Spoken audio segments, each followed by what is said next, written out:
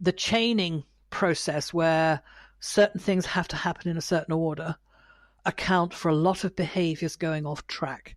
The classic one would be you're greeting the dog, it jumps up, you say sit, the dog sits, the dog gets reinforced for sitting. But the dog doesn't do the sit without the jump up. This is Learning About Dogs, a podcast for people who love learning about teaching dogs. I'm Sue McGuire, a manager of a canine behavior program at an animal shelter near San Francisco. At the recent conference of the Art and Science of Animal Training in Texas this year, there was a deep academic dive into sequences and chains. Some are not always chains, some are, but for practitioners, does it really matter? And that, of course, caused Kane Laurence and myself to do a deep dive and say, be aware, you're surrounded by chains. I talk to you in your afternoon, and I'm at dark 30 in my morning. And it's just lovely. The birds are out. Yes, my binoculars are out because I always like to go and see which birds are making that noise. Because even if you listen to it on a download, it doesn't sound quite the same because obviously they have regional accents. And then you'll hear some, by September time, you'll hear a young male blackbird practicing his songs. And you're going, no, you haven't got that right yet. Try it again. And off he goes again. And it's like exactly what we're talking about. It's like you have to recite a poem and you get near the end and you got one note wrong. Oh, I've got to start all over again. And the girls are not impressed. Oh, God, those boys again. Well, speaking of chains and sequences of songs, is that a bad segue? But you wanted to talk about. Well, it does really, yeah. So this gets beyond complicated the minute you start to do research on it or find out, because depending on what field you're looking at, they are not the same thing at all. Yes, and a chain and a sequence is the same thing to some people, and it's different things to other people. So stripping it right down to its bare underwear, the few things that I came out with at the end of spending an entire weekend listening to the discussions on this, from practical purposes, we would talk about component behaviors, which we would teach, and both chains and sequences contain component behaviors. This is the broken down part of the behavior that you actually teach. A chain, any of these things can be put together in a minimum of two behaviors, so either a chain or a sequence. As soon as two behaviors are linked, it's a chain or a sequence. And the other thing they've got in common is only one behavior is contiguous to the reinforcer. So it only looks like one behavior gets reinforced or is slapped back up against the reinforcer. So what's the difference between a chain and a sequence? The only benefit I could see to calling them different things is under certain conditions, you will get reinforced if A is followed by B. No, let's not use A and B. We're going to get stuck with the ABC cycle. If there we are. Y follows X. Yes, so X happens, that's followed by Y, and you'll get your reinforcer. The other way is as long as you do both X and Y, you'll get your reinforcer at some time. So from a dog point of view, an agility course would be a sequence because you can do them in any order, with the exception of the dog walk, which has to happen in a specific order. So a sequence can contain a chain. Clear as mud, yeah? Okay. But that's the only thing we need to worry about is there a specific order in which they have to be completed for you to be able to get the reinforcer, or can they be completed in any order, provided they are all completed? So if I was training the dog to put the toys in a box, does it matter which order they go in? No, as long as the dog picks up all those toys and puts them in the box, that would be a sequence. But if it was putting rings on a pole, those would have to go in a certain order. That would be a chain. So they'd have to start with the largest ring first. Yep. Or if they were doing those cups that go inside each other, the stacking cups, yes, they would have to go in a specific order. So the question is not whether which is a chain, which is a sequence, which part of it has the dog got to remember the order in which they happen, as opposed to having done everything. A retrieve is a chain. So in other words, it has to happen in a specific order. Then the other element that we add on to this, I would put a compound on here as well, where behaviors are occurring simultaneously. So the components could happen at the same time, something like retrieve over a jump. Yep, so the dog is actually carrying something whilst they do another behavior. So there's two components occurring. They're merged together or they're occurring simultaneously. And then you could also have now this wouldn't matter if it's a chain or a sequence, but the same component occurs again and again and again, and that would be duration. Oh, okay. That's an interesting concept to look at. That duration would be considered. Well, yeah, because we really teach components. So if I want something to happen longer, I just ask the same component to happen 3 times, and then drop the cues. Why is understanding? Is it important to understand the difference between sequence and change, or is it not? Well, how would it affect how you teach it? So if it affects if the understanding is critical as to how you would then teach it to the dog, then yes, it does matter. If it doesn't make any difference to how you practically apply it, I would suggest it doesn't matter. So that was probably the conclusion we came to after 3 days of it at a conference. You can see the practitioners sort of getting a bit restless in the chair going, yeah, but this is not going to affect how I do it. No, that's not going to affect how I do it either.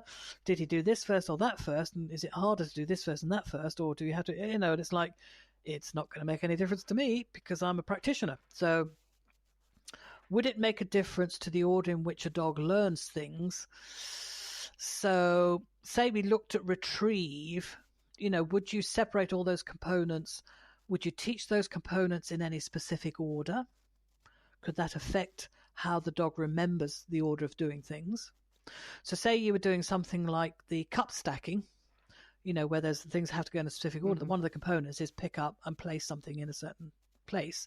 But then the separate thing to make that chain run as a chain is the dog's got to recognize the order in which they happen, which is a completely different concept to just putting the components together. So the cues for a chain come from within the chain. So the behavior happens, and then that leads you on to the next behavior, and then you get the reinforcer. Whereas in a sequence, the components may be external. In fact, one of the examples that was given at the weekend, if you're sweeping the floor, it wouldn't matter what order you do it in as long as the floor ends up being swept. Yeah, you just sweep the floor. That's duration. Yeah. But if you're painting the floor, would it matter how you start and where you finish? Well, you found that out when you were doing your steps a couple of weeks ago. Exactly. So if you start in the wrong corner, oh dear, now you can't walk out the room. So that would matter in which order you do it. That would be a chain. You were talking about the example of the retrieve and whether you would teach that in a specific order. It's interesting how some of those, that one, the learner certainly shows you the order, right? No, what do you mean? Well, let's say that, the dog has a natural retrieve, a natural carrier, if you will. Then I wouldn't interrupt that. I mean, I think sometimes I think we dive deep. Is he doing it in the right order? Have I cued that? What cued that? And sometimes I think you just need to let things flow a little bit and observe it. But it depends. If you've got a dog that's not a natural retriever, right, then you would need to break it down for sure. Yeah, but would it matter which order you teach it in? Oh, I think so. Don't you? Yeah. So, well, if it's a retrieve. Well, think about it. Do they need to learn to be able to hold and present before they learn the pickup? Yes. I think. No, they don't. Well, no. No, because they can pick up and deliver it to hand without any sit and present, can't they? Oh, yes, they can. Or do you need to teach? So this is, you then start to have to think, what do I want the dog to remember?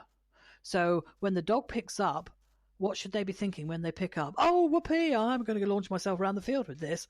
Or should they be thinking, where is she? Where's mum? Where have I got to go with this now? Oh, what have I got to do next? So often the way you teach something, if you've maybe taught it out of the back chaining, where the focal point is for the dog is the point at which they get the reinforcement.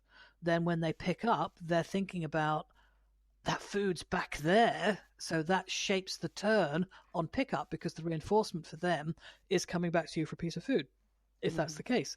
But if it's a retrieving breed that loves to carry, once they've collected it, coming back to you actually might not be reinforcing because you take the damn thing off them. Exactly. And they don't like giving it up. Yep. So depending on what is the reinforcer, we try and load the chain to naturally run, if you like, downhill to the reinforcer. So it shouldn't be coming away from something they enjoy doing. They should be coming towards something they enjoy doing. And that would, to me, have a major influence on how you actually teach the chain. Okay, so let's talk about the retrieve again, because I do think that okay, so let's say you do have a dog who does have a natural carry, who does love the parading, who does all that.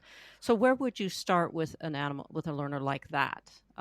Because the carry is the reinforcement, I would assume. Yeah, but then the parading is the reinforcer. So if they actually pick something up and you're cheering them as they pick it up, why would they come anywhere near you if you're going to take it off them? So to me, as you ask them to go out, you say nothing.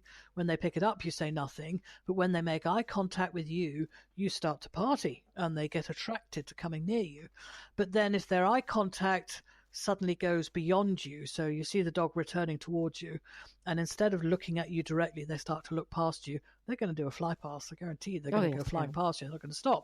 But at which point people just go, oh yeah, come. So they end up reinforcing the going away, not the coming towards. So it's very easy to shape a dog that's a natural carrier because they feel the vacuum of your silence. As they're parading around, any outward bound parading, nobody says anything. Any lateral parading, nobody says anything. And until the dog turns towards you, you're standing there absolutely silent. They turn towards you and you suddenly change your behavior and think that they look the best thing on earth and this is just so attractive. It becomes sticky. Yeah, so they've got to come near you so you can swan all over them and flatter them as how good they are doing this. That then becomes the target of them picking up an item. They want all this flattery, so they're naturally attracted to come towards you. Mm-hmm. But those dogs, you do not take that off them and just chuck it again. That cartoon where you see the dog sitting there thinking he must like to throw things, which is why I have to go and fetch it. And the guy's thinking he must love to retrieve, which is why I have to throw things. Complete misunderstanding of what it's about. Dogs don't like to fetch. They like to carry and parade. Yeah, or if it's a border collie, they're going to want to stand up and stop it escaping. Totally different thing altogether. And what does that person do? Pick it up and chuck it. Yeah, I've got to go fetch it again, put it down there, and watch it. And all they want to do is watch it. They don't want to go chasing after things. Yeah. Stand and watch it. They just want to see where it's going to go so they can trap it or start getting ahead of it. So there's the whole sort of, again, this retrieve is that bit of a sort of traditional me master, you dog, fetch. And the whole early day assessment of which is going to be a puppy that wants to please you is the one that wants to bring you the toy to please you and all this sort of stuff. So retrieve has tended to carry forward a historic, that's the whole point of having dogs, so you don't have to get your feet wet and get the ducks out the water. The dog will do it for you. So, as an exercise, I think we can do better now. Certainly playing games like doing cup stacking. Great fun, or the rings on a post, or toys in a box. But that's not much to retrieve as a taught behavior where the dog learns the different skills to pick up different types of objects. They look at an object, work out how to pick it up. So if they're doing cup stacking with the opening upwards, that's if a drinking cup, they have to learn how to take the rim on the near side so they can pick it up and put it in and something else. If they take it on the near side, they'll probably cover their face with it. Yes. And then they have no idea where to put the cup to. So we played around this with the IKEA plastic picnic sets. And one of the dogs is a golden retriever, and his pick up and place was the bowls. Yes, they're about 4 inches diameter, 1.5 inches deep. He'd constantly pick one up where he couldn't see where he was going. So he would end up having no idea where to place it for the next one. So we had to teach him how to pick up on the far rim, so he could actually have it dangling down over his lower jaw, and then he could see where he actually had to place it. So that was the challenge on that component of that behavior, because that component had to be taught a certain way for the chain to be able to be successful. And then we loaded the reinforcer to having placed it, not on picking up, because it's a golden retriever. He would go around the room 20 times, so just on pickup. So the pickup was 1 inch, 2 inches, drop it in, treats, So he was always then focused on pickup, where am I placing it? Because as soon as I place it, I get my reinforcer. Mm-hmm. So yes, that was taught in that order. Yes.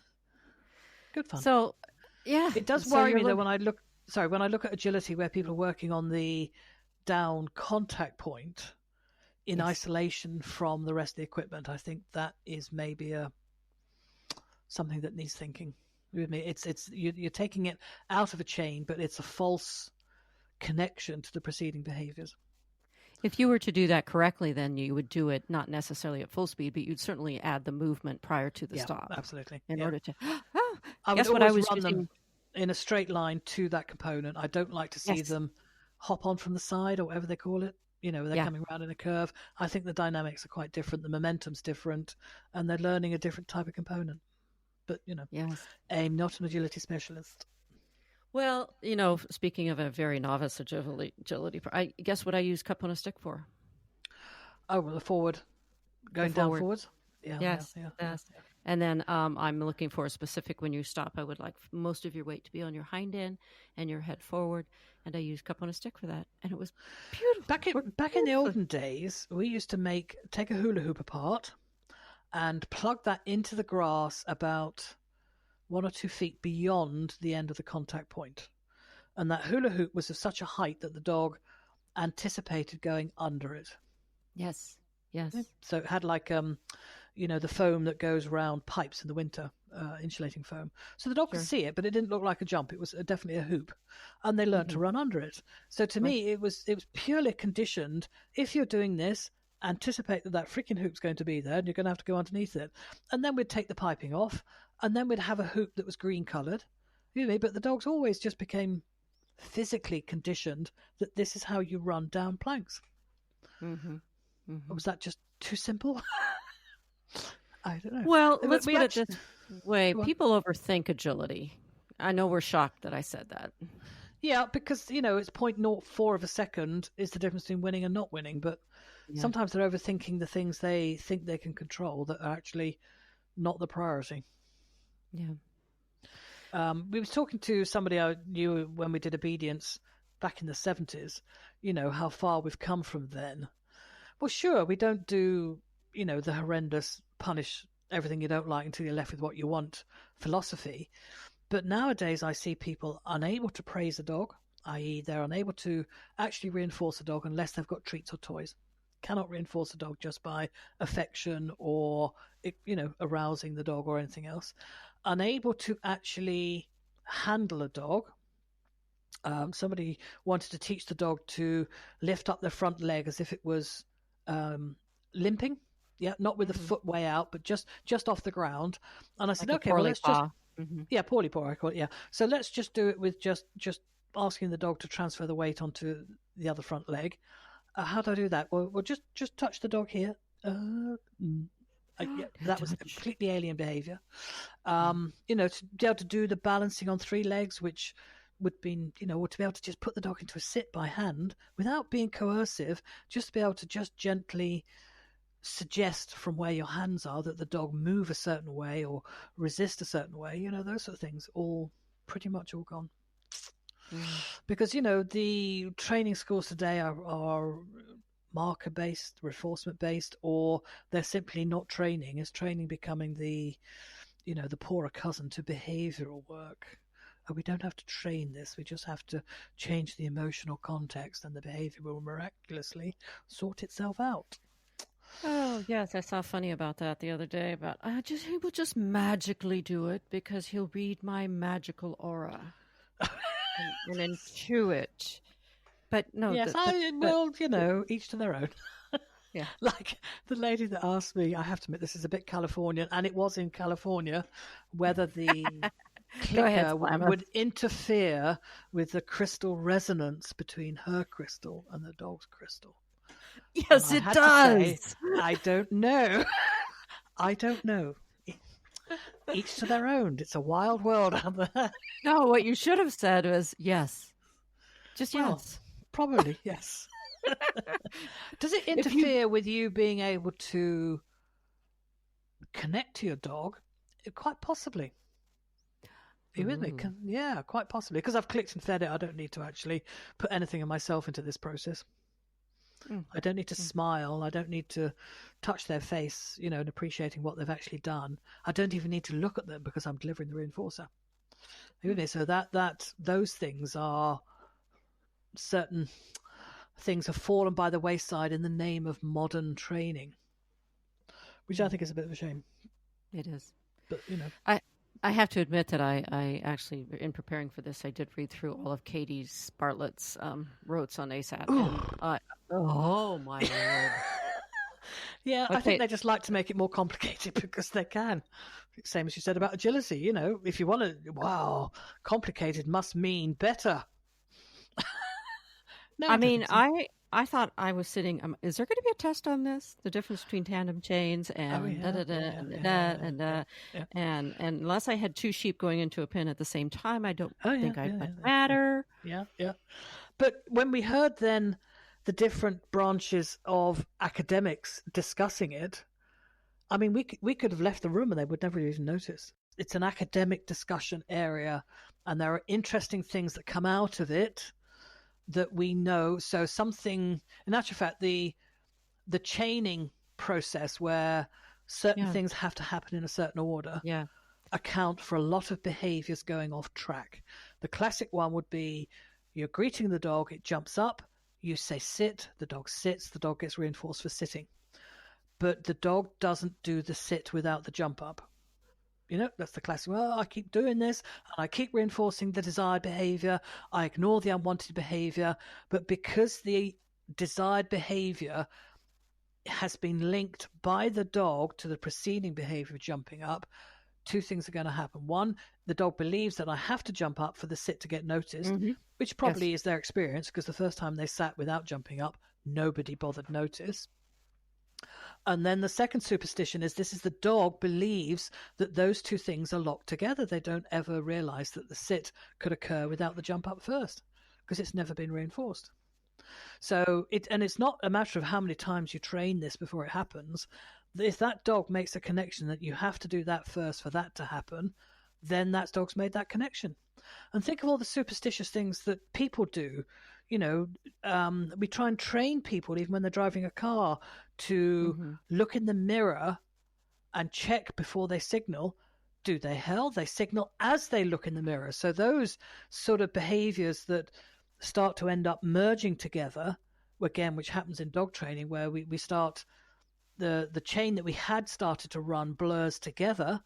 So it's the dynamics of where the reinforcers are in the chains that start to become the interest to us. So something like, so say your dog's just about to have a roll in some fox poo, heads down the rabbit hole, and you call them. They then come and get reinforced. Now, if they were slow at getting their head out the rabbit hole, but they did a smashing run across the field and you gave them treats, what chain have we just reinforced? Not just the running together, you've connected those two behaviors together in that chain. Yeah, and this is often more of you're so damn relieved they've come to you, even if they walked, you'd give them a treat when they got there. So it's the locking together of behaviors that we don't want or happen in a fashion that we're not satisfied with that gets us into most trouble. And this is where the chains and chain behaviors start to become really, really important for us to understand what's happening.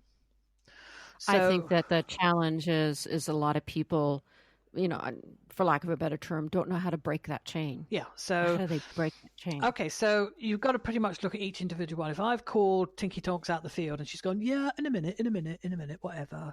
Yeah, and then she starts to run towards me. By that time, I will be somewhere else. I will be somewhere else. So the second behavior of running towards me is like, oh, I'm not trying to punish it, but I cannot stand and afford to spectate that and say, yeah, but you've run towards me, but I'm not going to feed you. I don't like this. I'm not going to do anything. I don't want to be reinforcing or punishing your running towards me. So I'm just not available. I will have found something else to be busy doing.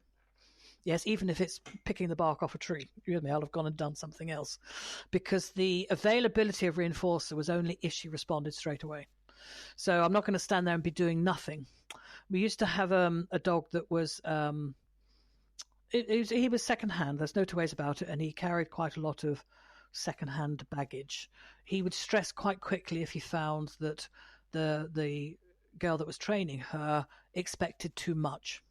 So because we all trained off lead in the barn, I think they were doing some shaping on cup stacking or something like that. And he just went for his run around the barn.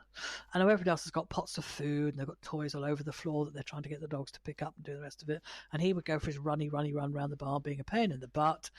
She called him back. He came, got a click and a treat. Okay, that's happened once, but that happened every week. Yes, every time we did this exercise, at a certain point, he would take off and run around and be a nuisance. But every time he came back, he got a click and a treat. That dog had linked those two things together, undoubtedly. So what could she do? He goes for a run off around the barn. By the time, the calling, i.e. the cue for the, you need to stop that behavior and come and do this, that is something that needs to be looked at, but that's a separate issue. But if you called him and he didn't respond, at that moment, you have to go and be busy doing something else. So I would get her to start putting her toys away, literally, or putting a coat on or moving furniture. So by the time he self-ended the running around the barn, she could respond at that moment, not when she cued it. Does that make sense? Oh, okay. Yeah. So, for instance, say the dog's barking at something happening in a neighbour's garden. At some point, you've got two choices. You could say, stop doing that now, come into the house.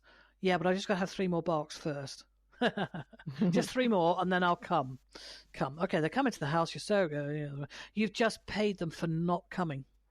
I.e., you gave them the cue, they didn't respond, and they'll get the food anyway. The same as dinner's on the table. Whenever you bloody turn up, it'll be there. Well, no, it won't. It's in the dog. You're too late. So you leave the dog barking. If it's not a life-threatening situation, it's not like to get the dog harmed in any other way.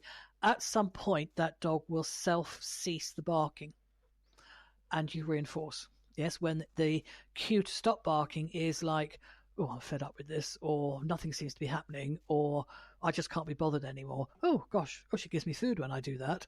So the actual cue to stop it came from within the dog. It was prompted by themselves. So now they alert that something weird's going on in the next door, and as they're doing this, they'll start to think, if I stop myself doing this, she's going to pay up. Well, yes, she pays up. There we go. So it's about us being alert to what is cueing the behavior that gets reinforced, not the fact that the barking stops. Does that make sense? Because you want the first barking to happen. I don't mind about that, but I want the dog to learn 1 or 2 woofs is fine. Then you self-stop. I'm going to give you treats. Where am I? In the kitchen. So the dog's now got to travel to the kitchen to get treats. So going back again a little bit, what is cueing the behavior that gets reinforced? And this is the dog. This is the dog's thought bubble. Well, either they're getting tired. I mean, there are dogs that will never stop barking. I live not far from one. If the thing that starts the barking is a continuous event and the dog cannot resolve it, something's got to interrupt it. And that I would just sprinkle food, shower it around the dog until they go, well, that's a better option than standing here barking. Because they're barking because at that point in time, there's obviously a function to the barking that they think is going to resolve itself. Mm-hmm. But normally the barking is like, if you look at it on a graph, it's at its peak when it first starts, and then it starts to wane down. They go, whoa, whoa, whoa, whoa, whoa, whoa. Whoa, whoa, whoa, whoa, whoa. And you'll see some little peaks and troughs in the intensity of the bark, but it starts to fade down as they've done what they alerted to. It might be just checking out a scent or a noise, but if the children are continually playing up and down the garden, the dog can't stop barking, that's management. You need to go out and fetch the dog. So if a dog alerts at something, it goes away or it's not resolved, that dog will stop barking by itself. Yep. So yes. What's the cue that stops it barking by itself? Nothing to bark at. I don't know. Yes. Yeah. Or they're getting tired. Or the purpose of the barking's gone. Yeah. Or it's been resolved. There's a whole range of things. I don't know why they stop barking, but they come to a stop. Mm-hmm. They might still be alert and go off again if something's there, but we want that stop, which comes from the dog, to get reinforcement from us. You stop barking. So instead of having a collar that stops the dog from barking, have a collar that dumps food when the dog stops barking. Yes. That would be a bit, or a collar that gives off a scent when they stop making a noise. Ooh, that's nice. I don't know. Okay. So you heard it here first. Yeah. Okay. Oh, okay. So we're going to market that right now. Okay. So if Madam's got her head down a rabbit hole, and I'm carrying on walking around the fields, at some point her head's going to come out the rabbit hole and start looking for me. Yay! Well, come now, and I'll give her food for that. But her behaviour was the cue to move onto the chain from head in rabbit hole to run towards me, not me cueing her to do the behaviour. Mm-hmm. Yep. So it's the dynamic of when the cue, whether the cue comes from something the dog's doing or whether it's an external interrupter to the behavior you don't like. Mm-hmm. Yep. And then we get these two stuck together.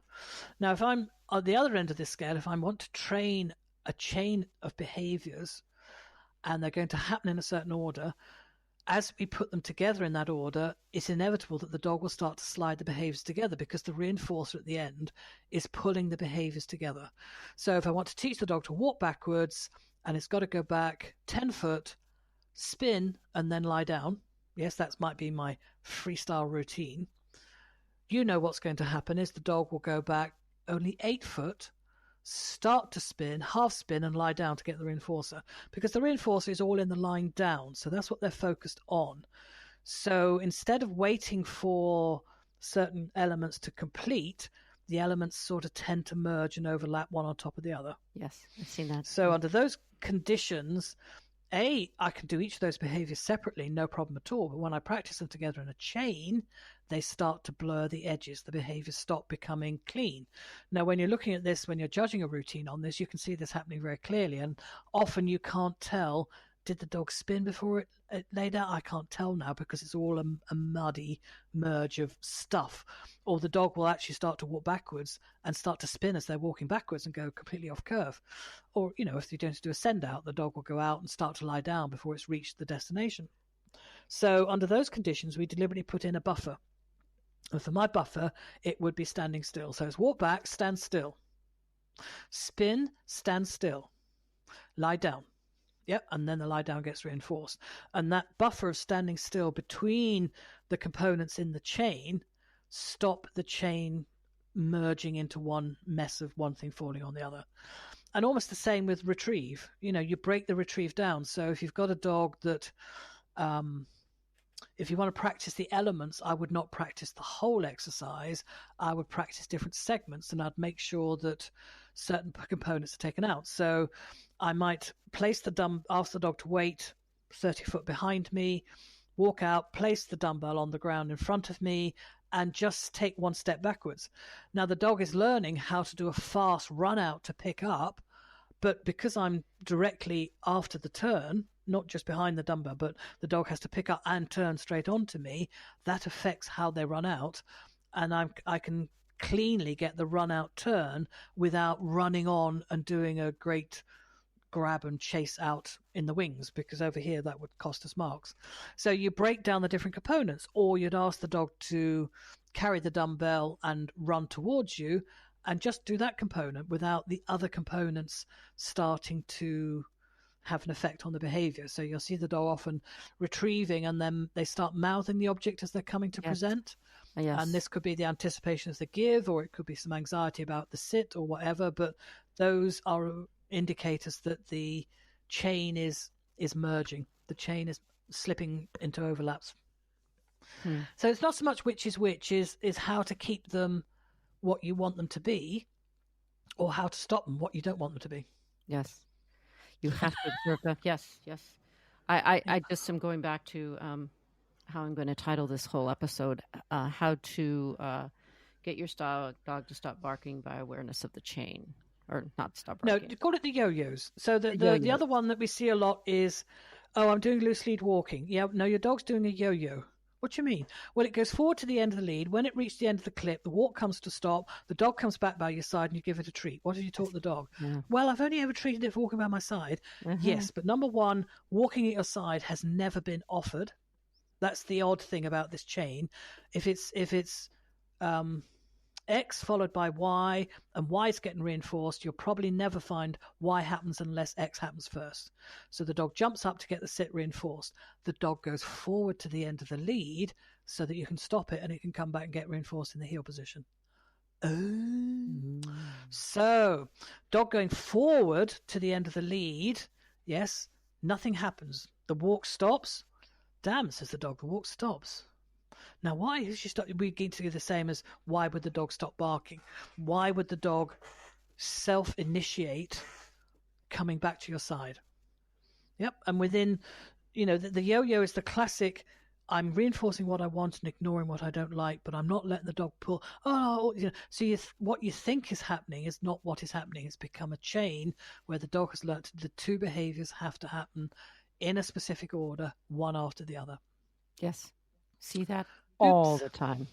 So it's the chain is the yo-yo. Yo 1 happens to happen before yo 2 gets reinforced. Mm-hmm. Mm-hmm. So yeah. So I think maybe the bigger title of this episode might be "Chains Surround Us." Just have to be. Yes, you cannot ignore them. Yeah. So a chain or a sequence is a minimum of two behaviors. Mm-hmm. People tend to think of it as one thing after another, after another, after another. No, it's not. It's a minimum of two behaviors. And the yo-yo walking is the classic one. So if the dog is starting to... So we reinforce the dog for staying connected. Mm-hmm. Yes, that's our criteria. Nothing to do with the lead, but the dog is walking along and they're you feel they're connected. If they're connected and you start to slow down to stop, the dog will slow down. Exactly. If you start to slow down to stop and the dog just carries on at their own speed, you are not connected. At which point you have to stop because you've lost connection, not because the dog's got to the end of the lead. So the loss of connection comes before the dog's reached the end of the lead. So if you think about it, it's three events happening. You're walking along together. The first part of the chain is the dog loses connection. So it's not aware of where you are, which is the whole point of walking together. And because they're not aware of where you are, they've ended up walking ahead of you. Now, long before they've reached the end of the lead and started pulling, the disconnection has already happened. And that's the point at which the walk has got to stop. So the disconnection is the behavior that causes the walk to stop, not the pulling. And for those of you out there who think that this only can happen with owned dogs with learned history, we do connected walking at the shelter with unowned dogs. Mm-hmm. And within 4 or 5 minutes, the dogs are walking in connection because absolutely. It's a natural behavior. It's naturally reinforcing. Yes. It's naturally reinforcing. As soon as you say, if you stay connected to me, you'll feel good about this. Oh, that's nice. Cool. Great. Because often the person loses the connection. Well, this is why the dog's disconnected. The person loses connection and the person is confused because they think it's about having to control this dog. Yeah. And once you change the mindset, then you start getting a little bit different. Yeah. We had in fact, I think it was another weekend following on, we had a dog that had been pulling for 8 months. It was only a young 14-month-old dog. And she was doing exactly the yo-yo. The dog goes forward, she stops, she calls him back, cued again, to the right position. Good boy, praise, play, yeah. And this dog had no idea what she was trying to ask him to do. Yes, but all he had learnt was go forward, come back, get some play. Go forward, come back, get some play. And you could see that being a desirable chain in other conditions. Are you with me? It was almost like, go search, good boy, come back, tell me what you've done. It was, it's like a pattern. And just walking from one side of the room to the other, she must have done the yo-yo 5 times. You go out, you come back. You go out, you come back. And the minute she took a step forward, he went forward to the end of the lead, bang, back again. And we sorted this in 5 minutes, as you said. Yes. And it didn't take any treats. Where do I click? You don't. Click. Certainly with your second-hand dogs, you may need to use a clicker and food to emphasize the connection. But she had good connection with the dog, but this was just a chain of behaviors that had just got misunderstood what a chain was.